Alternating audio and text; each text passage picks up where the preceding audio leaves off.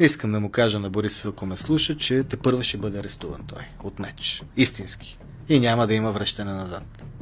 И Пеевски. Само ще ви кажа, че всеки, който се възпротиви в държавата на въвеждането на реда и законността и на търсенето на отговорност, независимо дали има имунитет, дали е член на Конституционния съд или Висшия съдебен съвет, ще бъде арестуван и няма да бъде пускан, независимо какво пише в българските закони.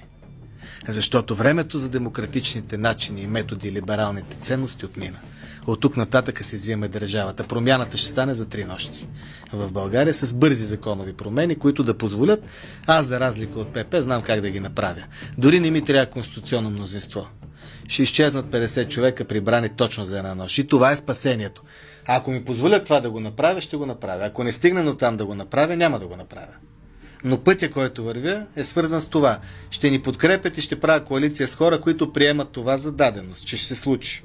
Затова Министерство на вътрешните работи, затова ще закриеме ГДБОП, ДАНС, ще се преструктурират в ново ведомство, ще му се възложат със закон нови функции, конституционно гарантирани. Ще тръгваме на промяна на Конституцията и в рамките на целия този период ще има шайки за лов на корумпирани политици. Тези, които не можаха промяната да се справят с тях, защото те искаха просто да показни акции, маркетингови стратегии, докато при нас нещата са абсолютно сериозни.